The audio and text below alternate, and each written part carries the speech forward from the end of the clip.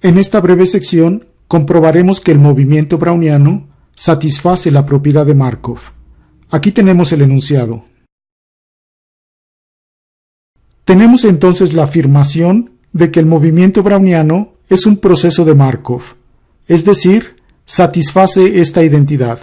La probabilidad de que Btn más 1 tome un valor en el conjunto A, dado que Bt1 es igual a x1, etc., hasta Btn igual a xn, es igual a la probabilidad del mismo evento, dado únicamente la condición Btn igual a xn.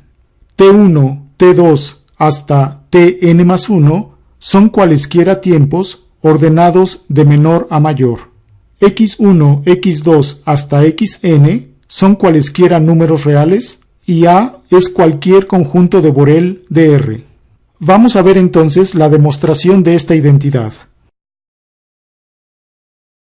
Vamos a empezar por el lado izquierdo.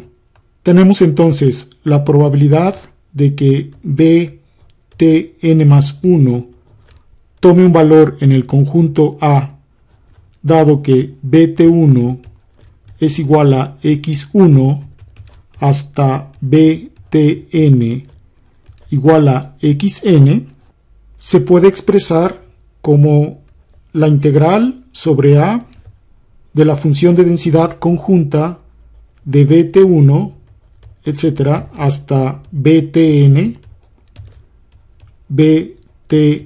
más 1, evaluada en x1 hasta xn y después x, sobre la función de densidad conjunta de las variables Bt1 hasta Btn, evaluada en x1 hasta xn, y la integral es respecto de x.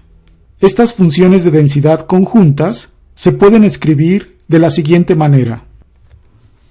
Tenemos que esto es igual a la integral sobre A de f de Bt1, Bt2 menos Bt1, etc., hasta Btn más 1 menos Btn, evaluada en x1, x2 menos x1, etc., hasta x menos xn. Entre la función de densidad conjunta de Bt1, Bt2 menos Bt1, etc., hasta Btn menos Btn menos 1, evaluada en x1, x2 menos x1, etc., hasta xn menos xn menos 1 de x.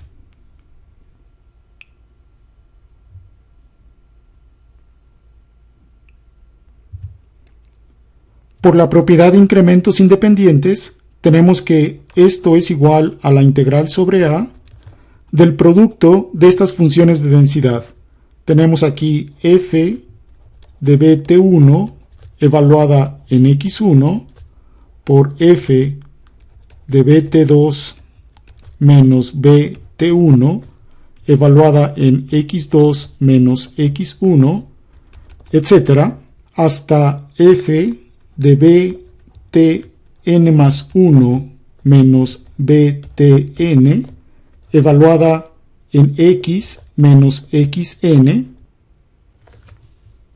sobre f de Bt1 evaluada en x1, f de Bt2 menos Bt1 evaluada en x2 menos x1, etc., hasta f de Btn menos Btn menos 1 evaluada en xn menos x menos 1 de x.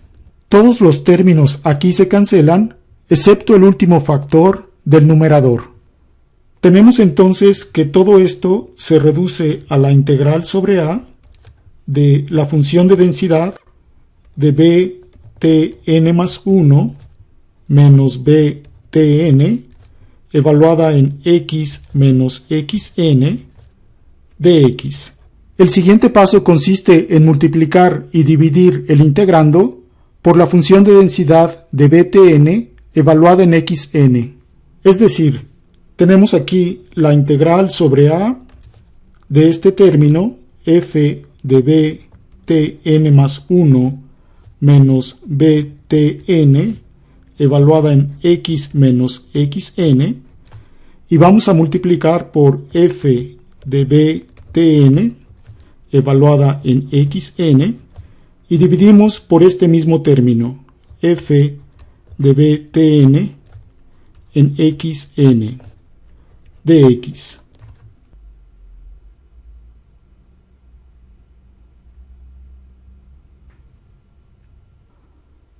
Por la propiedad de incrementos independientes, podemos juntar los dos factores del numerador en una función de densidad conjunta.